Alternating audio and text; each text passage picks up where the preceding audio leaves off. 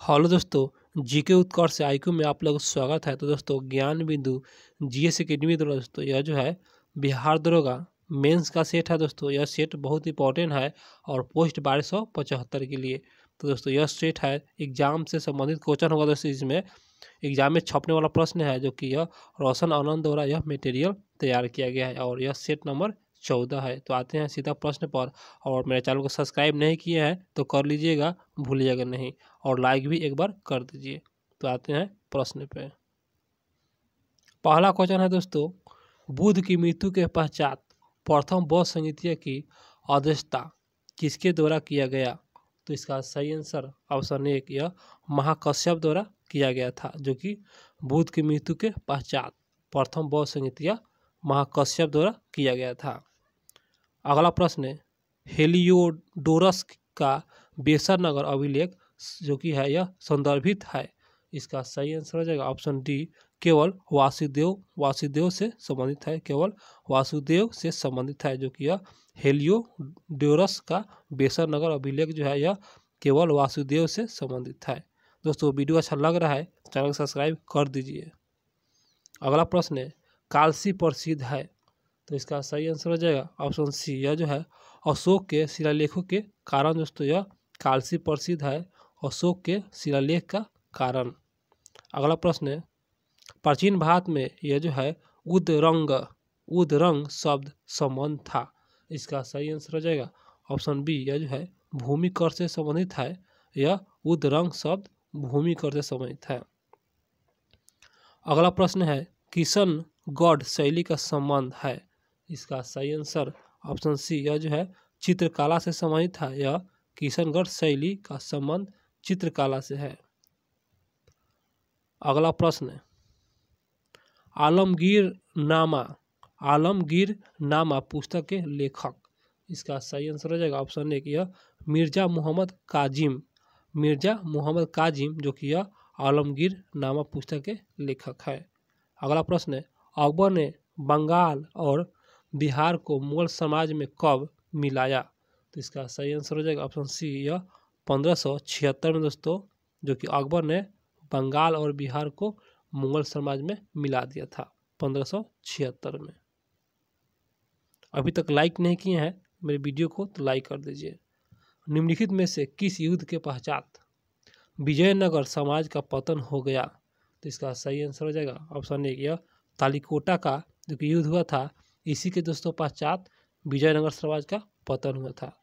दोस्तों रिवीजन कीजिए, रिवीजन करना बहुत आवश्यक है, ताकि एग्जाम में जो भी क्वेश्चन आपको मिलेगा क्लियर रहेगा, क्वेश्चन डाउट क्लियर रहेगा।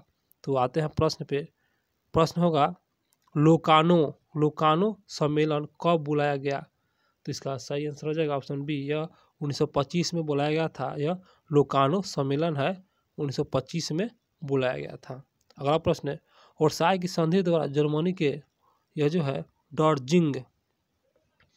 वर्साई की संधि के द्वारा जर्मनी के डॉर्जिंग नौर बंदरगाह पर विशेषाधिकार किसे दिया गया? इसका सही आंसर हो जाएगा ऑप्शन बी, यह जो है पोर्टलैंड। दोस्तों पोर्टलैंड यह जो है यहाँ पर वर्साई की संधि के द्वारा जर्मनी के डॉर्जिंग नौर बंदरगाह पर विशेषाधिकार किसे दिया गया था? तो पोर्टलैंड को दिया गया था। अगला प्रश्न है, किसने कहा कि यदि भगवान अस्पृश्यता को सहन करते हैं? किसने कहा था यदि भगवान जो है ना दोस्तों अस्पृश्यता को सहन करते हैं तो मैं उन्हें कभी भगवान नहीं मानूंगा? तो यह जो है उक्ति जो है किसने कहा था? इसका आंसर बी, बाल गंगाधर तिलक द्वारा कहा गया था। अगला प्रश्न है, गांधी जी ने कांग्रेस के किस अधिवेशन की अध्यक्षता किया? इसका सही आंसर ऑप्शन 1 यह बेलगांव अधिवेशन, जो कि 1924 में हुआ था, और यह गांधी जी द्वारा किया गया था अधिवेशन, क्योंकि बेलगांव अधिवेशन हुआ था गांधी जी द्वारा किया गया था और 1924 में। अगला प्रश्न है, मोहम्मडन एंग्लो लिटरेरी सोसाइटी के संस्थापक। इसका सही आंसर हो जाएगा ऑप्शन सी, यह अब्दुल लतीफ द्वारा किया गया था, जो कि मोहम्मडन एंग्लो लिटरेरी सोसाइटी के संस्थापक है अब्दुल लतीफ। अगला प्रश्न, भारतीय इतिहास में बॉक्सी जंग बंधु किस आंदोलन के साथ संबंधित है? तो बक्सी जगबंधु किस आंदोलन से संबंधित है? इसका सही आंसर ऑप्शन बी पाइका विद्रोह से संबंधित है। और दोस्तों पाइका विद्रोह यह उड़ीसा में हुआ था, ये भी याद रखिएगा। अगला प्रश्न है 1857 क्रांति को निम्नलिखित में से किसने बर्बरता तथा सभ्यता के बीच युद्ध कहा था? बहुत अच्छा प्रश्न है। इसका आंसर एक हो जाएगा टी.आर. होम्स द्वारा, जो कि यह बर्बरता तथा सभ्यता के बीच युद्ध कहा गया था टी.आर. होम्स द्वारा। अगला प्रश्न है निम्नलिखित में से कौन सा चैनल जो कि उत्तरी सागर एवं इंग्लिश चैनल को मध्य अवस्थित है, वह कौन सा चैनल है? इसका आंसर बी डोवर जो डोवर यह चैनल है जो कि उत्तरी सागर और इंग्लिश चैनल के मध्य अवस्थित है, डोवर चैनल। अगला क्वेश्चन निम्नलिखित में से कौन सा मरुस्थल क्षेत्रफल में सबसे छोटा है? वह कौन सा मरुस्थल है जो क्षेत्रफल में सबसे छोटा है? इसका आंसर डी मोजाम्ब। ये जो है मोजाम्ब है दोस्तों, ये जो मोजाम्ब या मोजाम्बिक यही है जो कि क्षेत्रफल में सबसे छोटा है। अगला प्रश्न निम्नलिखित में से सर्वाधिक लवणता किस स्थान के पास पाया जाता है? सर्वाधिक लवणता, इसका आंसर डी कर्क और मकर रेखा के दोस्तों, कर्क एवं मकर रेखा जो कि इन्हीं स्थान पर जो कि यहाँ पर सबसे अधिक मात्रा में लवणता पाया जाता है, कर्क एवं मकर रेखा पर। अगला प्रश्न है दिबांग, कामेंग, लोहित। दिबांग, कामेंग और लोहित तो ये सब नदी है जो कि सहायक बताना है, किस नदी की सहायक है? तो इसका सही आंसर हो जाएगा ऑप्शन ए क्या ब्रह्मपुत्र नदी के सहायक है। दिबांग, कामेंग और लोहित ब्रह्मपुत्र की सहायक है। आते हैं दोस्तों अगला प्रश्न, यह जो है हंसदेव बागो परियोजना, हंसदेव यहाँ पर दोस्तों हंसदेव होगा, हंसदेव बागो परियोजना भारत के किस राज्य में? इसका सही आंसर हो जाएगा ऑप्शन सी, यह छत्तीसगढ़ राज्य में अवस्थित है हंसदेव बागो परियोजना। अगला प्रश्न भगवान महावीर राष्ट्रीय उद्यान है जो कि भारत के किस राज्य से संबंधित है या है? इसका आंसर तो एक हो जाएगा गोवा में है, भगवान महावीर राष्ट्रीय उद्यान गोवा में अवस्थित है। और आते हैं दोस्तों अगले प्रश्न पे। तो अगला प्रश्न निम्नलिखित में से कौन सा फसल रबी फसल के अंतर्गत नहीं आता है? तो दोस्तों रबी फसल के अंतर्गत नहीं आता है, तो इसका सही आंसर हो जाएगा ऑप्शन डी हो जाएगा यह कपास, जो कि रबी फसल नहीं है कपास। और सरसों रबी फसल है, गेहूं रबी फसल है और चना भी दोस्तों रबी फसल है। आते हैं अगले क्वेश्चन पे, कोरबा कोयला क्षेत्र भारत के किस राज्य में अवस्थित है? कोरबा, ये दोस्तों कोरबा जो है छत्तीसगढ़ में अवस्थित है। तो आते हैं देखते हैं ऑप्शन पर, तो दोस्तों इसका आंसर बी ही हो जाएगा जो कि छत्तीसगढ़ में अवस्थित है। अगला क्वेश्चन निम्नलिखित में एक कृत्रिम झील बताना है। तो दोस्तों कृत्रिम झील का तात्पर्य होता है कि जो जैसे कोई मनुष्य बनाया हो, जो किसी के द्वारा बनाया हो, उसी को जैसे उसी एक शब्द में कृत्रिम झील, अर्थात प्राकृतिक नहीं है, तो प्राकृतिक रूप से नहीं है, कृत्रिम जो कि बनाया गया हो उसी को कृत्रिम झील कहते हैं। तो इसका सही आंसर हो जाएगा ऑप्शन ए, यह जो है कोदई कैनाल यह कृत्रिम झील है, अर्थात दोस्तों यह बनाया गया है कृत्रिम झील। और बाकी सब कुलेरू, रेणुका और नैनीताल ये सब दोस्तों कृत्रिम झील के उदाहरण नहीं है, यह प्राकृतिक रूप में है। आते हैं अगले प्रश्न पे 25 नंबर क्वेश्चन, भारत के निम्नलिखित में से किस तट रेखा सबसे लंबी है? वो कौन सा तट रेखा है भारत का जो कि सबसे लंबा है? इसका आंसर डी गुजरात का जो कि तट रेखा सबसे लंबा है। अगला प्रश्न है भारतीय संविधान का अनुसूची 8 संबंधित है, तो 8 अनुसूची किससे संबंधित है? इसका आंसर एक भाषा से संबंधित है 8 अनुसूची। अगला प्रश्न पर आते हैं। अगला प्रश्न है राज्यसभा का सभापति अपना त्याग पत्र किसे संबोधित देता है? बहुत अच्छा प्रश्न है। इसका आंसर बी, यह राष्ट्रपति के दोस्तों जो कि यह संबोधित कर देता है। राज्यसभा का जो सभापति होता है ना, त्याग पत्र सीधा राष्ट्रपति को देते हैं। अगला प्रश्न है भारतीय संविधान का अनुच्छेद 112 बताना है, संबंधित है। बहुत अच्छा प्रश्न है। इसका आंसर सी हो जाएगा वार्षिक वित्तीय विवरण से संबंधित है अनुच्छेद 112।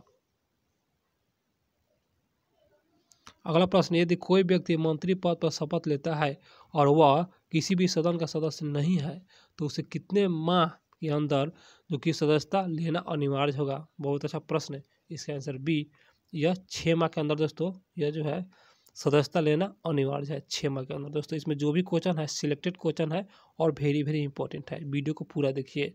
पंचायत चुनाव लड़ने के लिए किसी व्यक्ति को न्यूनतम आयु बताना है, बहुत अच्छा प्रश्न है, इसका आंसर डी, यह न्यूनतम 21 वर्ष होना चाहिए, क्योंकि पंचायती चुनाव जो होता है लड़ने के न्यूनतम आयु 21 वर्ष होना चाहिए।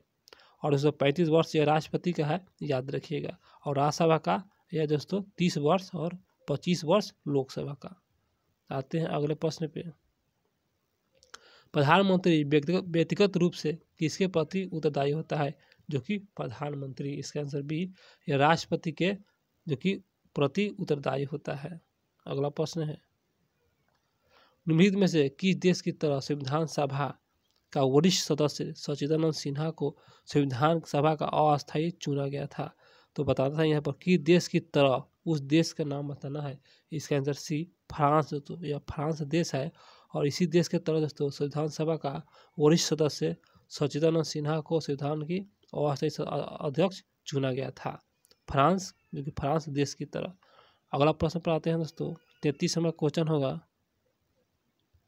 अगला प्रश्न है, भारतीय संविधान में विधि द्वारा स्थापित प्रक्रिया किस देश के संविधान से लिया गया है। तो इसका सही आंसर हो जाएगा ऑप्शन ए, यह जापान के दोस्तों, जापान के द्वारा लिया गया है। भारतीय संविधान में विधि द्वारा स्थापित प्रक्रिया जापान देश से लिया गया है। अगला प्रश्न है, गोवा को पूर्ण राज्य का दर्जा कब दिया गया था। इसका सही आंसर 1987 को दिया गया था गोवा को पूर्ण राज्य का दर्जा। अगला प्रश्न हुआ, किस संविधान संशोधन द्वारा मतदान की आयु 21 वर्ष से घटाकर 18 वर्ष कर दिया गया था। इसका आंसर 61वां संविधान संशोधन के तहत दोस्तों 21 वर्ष से घटाकर 18 वर्ष कर दिया गया था। आते हैं अगले प्रश्न पे। अगला प्रश्न है, बिहू किस राज्य का प्रसिद्ध त्यौहार है। तो इसका सही आंसर हो जाएगा ऑप्शन सी, यह असम राज्य का त्यौहार है बिहू। अगला प्रश्न है, विश्व एड्स दिवस किस तिथि को मनाया जाता है। इसका सही आंसर हो जाएगा ऑप्शन 1 दिसंबर को मनाया जाता है विश्व एड्स दिवस। अगला प्रश्न है, बिशप शब्द का संबंध किस खेल से है। बहुत अच्छा प्रश्न है दोस्तों, इसका आंसर बी, ये जो है शतरंज से संबंधित है, बिशप शब्द का संबंध शतरंज से है। अगला प्रश्न पर आते हैं दोस्तों, यह जो है Ram Niwas Ruia challenge gold trophy का बताना है संबंध किस खेल से। इसका आंसर सी, ब्रिज से संबंधित है। अगला प्रश्न है, याकी स्टेडियम किस स्थान पर अवस्थित है।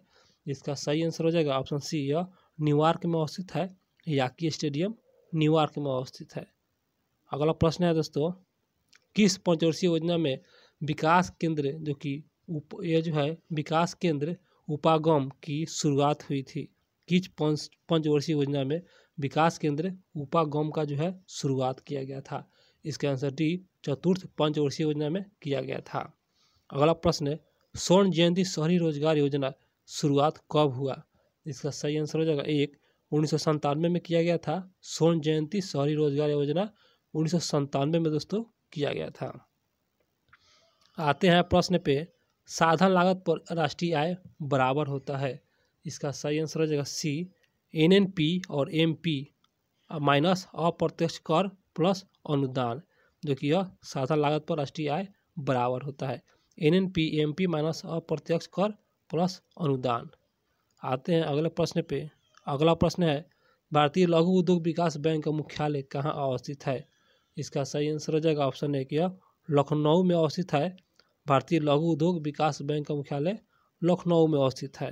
अगला प्रश्न है, डो जोन किस देश का शेयर मूल्य सूचकांक है। बहुत अच्छा प्रश्न है, इसके अंदर सी, USA संयुक्त राष्ट्र अमेरिका का है डो जोन्स, जो कि यह शेयर मूल्य सूचकांक है, यह अमेरिका का है। आते हैं अगला प्रश्न पे दोस्तों, बिहार में रेल इंजन मरम्मत जो है कारखाना कहाँ है। तो इसका सही आंसर हो जाएगा सी, नहीं दोस्तों सी नहीं, इसका आंसर डी, जमालपुर में बिहार में रेल इंजन की मरम्मत होता है जमालपुर में, जो कि यहाँ पर कारखाना है। अगला प्रश्न है, बिहार में सोना पाया जाता है। तो दोस्तों बिहार में सोना पाया जाता है, इसका आंसर 1 या जमुई में पाया जाता है। बिहार में सोना जमुई में पाया जाता है। अगला प्रश्न है, बिहार के किस कृषि जलवायु क्षेत्र के अंतर्गत सर्वाधिक जिले आते हैं। तो सर्वाधिक जिले आते हैं, इसका आंसर सी, दक्षिण पश्चिम का मैदान। दोस्तों दक्षिण पश्चिम का मैदान में कृषि जलवायु क्षेत्र के अंतर्गत सबसे अधिक जिले आते हैं, दक्षिण पश्चिम का मैदान। अगला प्रश्न दोस्तों, सियाचिन में तैनात होने वाले भारतीय सेना की पहली महिला चिकित्सा पदाधिकारी कौन बनी? तो बताना है महिला चिकित्सा पदाधिकारी। तो इसका सही आंसर है ऑप्शन 1, यह जो है कैप्टन जो है दोस्तों, यह कैप्टन गीतिका कौल जो कि यह सियाचिन में यह चिकित्सा पदाधिकारी के तौर पर बनी है, जो कि महिला है। अगला प्रश्न है, राष्ट्रपति द्रौपदी मुर्मू ने नए भारत के लिए नई शिक्षा नाम से राष्ट्रीय शिक्षा और जो कि अभियान की शुरुआत किस राज्य में की है? जो कि द्रौपदी मुर्मू द्वारा राष्ट्रपति। इसका आंसर बी, उड़ीसा राज्य में किया गया है शुरुआत। अगला प्रश्न है 51 नंबर क्वेश्चन आते हैं, तेल से अंशतः भरा हुआ तेल का एक टैंकर समतल सड़क पर आगे की ओर एक समान त्वरण के साथ जा रहा है, तो तेल का मुक्त पृष्ठ होगा। इसका सही आंसर हो जाएगा सी। क्षैतिज से इस प्रकार अनंत होगा कि पिछले सिरे पर अधिक गहराई होगी। क्षैतिज से इस प्रकार अनंत होगा कि पिछले सिरे पर अधिक गहराई होगी। अगला प्रश्न है दोस्तों, निम्नांकित में कौन एक वायुमंडल की ओजोन परत की मोटाई नापने वाला इकाई है? तो ओजोन परत की जो मोटाई होता है किससे नापा जाता है? इसका सही आंसर हो जाएगा बी, यह डॉप्सन से मापा जाता है दोस्तों। बिल्कुल आसान सवाल था। अगला प्रश्न, अगर किसी व्यक्ति को 8 किलोमीटर प्रति सेकंड के वेग से अंतरिक्ष में फेंका जाए तो क्या होगा? तो दोस्तों वही होगा, इसका आंसर बी, वह वापस पृथ्वी पर आ गिरेगा। वापस पृथ्वी पर आ गिरेगा, जो कि किसी वस्तु को 8 किलोमीटर प्रति सेकंड से वेग से अंतरिक्ष में फेंका जाए तो वापस पृथ्वी पर आ जाएगा। अगला प्रश्न है, निम्न में से कौन सा पेट्रोलियम परिष्करण का जो कि यह जो है उत्पाद है? तो इसका सही आंसर हो जाएगा ऑप्शन डी, यह जो है एस्फाल्ट है, जो कि यह जो है पेट्रोलियम परिष्करण का यहाँ पर टाइपिंग मिस्टेक है, उत्पाद है एस्फाल्ट। अगला प्रश्न है, बादलों के वायुमंडल में तैनात का कारण, तैनात नहीं दोस्तों, यहाँ पर बादलों के वायुमंडल में तैरने का कारण बताना है। तो इसका कारण जो है उसका कम क्या होता है? इसका आंसर डी, उसका घनत्व दोस्तों कम होता है, इसी कारण बादल जो है तैरते हैं वायुमंडल में। अगला प्रश्न है, तंतु प्रकाशिकी संचार के संकेत किस रूप में प्रवाहित होता है?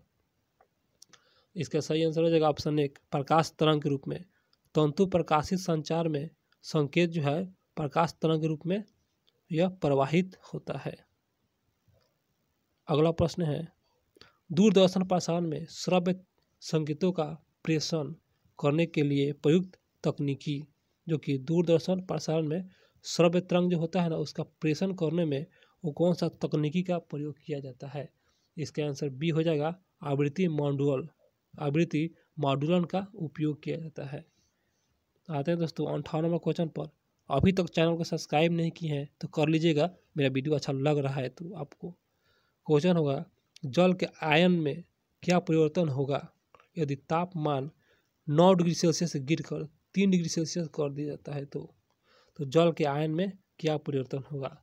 इसका सही आंसर सी हो जाएगा दोस्तों, अगले पन्ने पर है सी। इसका आंसर सी हो जाएगा, आयतन पहले घटेगा और बाद में बढ़ जाएगा। अगला प्रश्न है, म्यूजिक कॉन्सर्ट्स के लिए हॉल की दीवार, म्यूजिक कॉन्सर्ट्स के लिए जो हॉल का दीवार होता है, वो जो दीवार को दोस्तों, इसका आंसर डी हो जाएगा, ध्वनि का अवशोषण करना चाहिए। जो हॉल का दीवार होता है ध्वनि का अवशोषण करना चाहिए, या म्यूजिक कॉन्सर्ट्स के लिए हॉल का दीवारों को जो ध्वनि को अवशोषण करना चाहिए। ये भी प्रश्न बहुत अच्छा था। अगला क्वेश्चन, रेडियो एक्टिविटी का आविष्कार बताना है किसके द्वारा किया गया था? इसका आंसर बी, बेकुलर द्वारा किया गया था। बेकुलर की द्वारा किया गया था, और बेकुलर जो था यह फ्रांस का निवासी था। अगला प्रश्न है, जल अपघटन में ऊर्जा किस रूप में उत्पन्न होती है? तो इसका सही आंसर हो जाएगा ऑप्शन बी, यह जो है ऊष्मा के रूप में यह जो है उत्पन्न होता है। जल अपघटन में ऊर्जा किस रूप में उत्पन्न होता है? ऊष्मा के रूप में उत्पन्न होता है। अगला प्रश्न है दोस्तों, निम्नलिखित में से कौन सा एक पदार्थ बहुत कठोर और बहुत तन्य है? वो कौन सा पदार्थ है? इसका सही आंसर हो जाएगा ऑप्शन डी। ये जो है नाइक्रोम, जो कि दोस्तों ये बहुत कठोर होता है और बहुत तन्य होता है। नाइक्रोम यह एक पदार्थ है। अगला प्रश्न है, मणिक और नीलम रासायनिक रूप से कैसे जाने जाते हैं। दोस्तों ये कोई क्वेश्चन जो है दोस्तों रिपीट हुआ है। इसका आंसर बी एल्यूमिनियम ऑक्साइड है। दूसरे सेट में पढ़ाए थे एल्यूमिनियम ऑक्साइड, आप लोग को याद भी हो गया होगा। चूना पत्थर का रासायनिक नाम बताना है। इसका आंसर एक हो जाएगा, यह जो है कैल्शियम कार्बोनेट, जो कि चूना पत्थर का रासायनिक नाम है कैल्शियम कार्बोनेट। अगला प्रश्न है, जैविक जगत में होने वाली कार्य, गुण और पद्धति के अध्ययन के इस ज्ञान को यह मशीनरी जगत में उपयोग करने को क्या कहते हैं। तो बहुत अच्छा प्रश्न है। इसका आंसर एक बायोनिक्स, बायोनिक्स के नाम से जाना जाता है, जो कि यह जैविक जगत में होने वाले कार्य, गुण, पद्धति के अध्ययन के इस ज्ञान को मशीनरी जगत में हम बायोनिक्स के नाम से जाना जाता है। अगला प्रश्न है दोस्तों, चैनल को सब्सक्राइब नहीं किए हैं तो अभी तक कर लीजिए, फिर बाद में भूल जाइएगा। डायनासोर, दोस्तों यह जो है डायनासोर, डायनासोर रहे हैं, डायनासोर कहिए या कुछ भी कहिए, डायनासोर या डायनासोर, यह जो है इसका आंसर सी हो जाएगा। मेसोजोइक श्रेणी के अंतर्गत आता है डायनासोर, मेसोजोइक युग के श्रेणी के अंतर्गत आता है। अगला प्रश्न है, मानव के मस्तिष्क में स्मरण क्षमता बताना है, कहाँ होता है। इसका आंसर बी सेरिब्रम में होता है। दोस्तों मानव के मस्तिष्क का स्मरण क्षमता सेरिब्रम में होता है। आते हैं अगले प्रश्न पर दोस्तों। अगला प्रश्न है, आयोडीन युक्त हार्मोन्स थायरॉक्सिन है। इसका सही आंसर है ऑप्शन बी, है जो है एक अमीनो अम्ल है। आयोडीन युक्त हार्मोन्स थायरॉक्सिन है एक आयोडीन, दोस्तों ये जो है आयोडीन एक अमीनो अम्ल है। आयोडीन युक्त हार्मोन्स थायरॉक्सिन है एक अमीनो अम्ल है। अगला प्रश्न है, एक ही पौधे के एक पुष्प के परागकोश से परागकण का उसी पौधे के दूसरे पुष्प की वर्तिकाग्र में स्थानांतरण क्या कहलाता है। दोस्तों फिर से पढ़ दे रहे हैं, एक ही पौधे के एक पुष्प के परागकोश से परागकण का उसी पौधे के दूसरे पुष्प की वर्तिकाग्र में स्थानांतरण को क्या कहते हैं। इसका सही आंसर हो जाएगा बी, यह जो है यह बी आंसर है सजात पुष्पी, सजात पुष्पी परागण के नाम से जाना जाता है। आते हैं दोस्तों अगले प्रश्न पे। अगला प्रश्न है, हाइड्रोफोबिया किसी के द्वारा होता है। दोस्तों यह क्वेश्चन इसका बहुत अच्छा क्वेश्चन है। इसके अंदर सी विषाणु जनित रोग है, विषाणु से फैलता है। हाइड्रोफोबिया रोग विषाणु द्वारा होता है। दोस्तों मेरा क्वेश्चन समाप्त हुआ जीके जीएस का। तो मेरा वीडियो अच्छा लगा हो तो चैनल को सब्सक्राइब कर लीजिए और लाइक कर दीजिएगा, वीडियो मेरा अच्छा लगा हो तो। मिलते हैं दोस्तों अगले सेट में।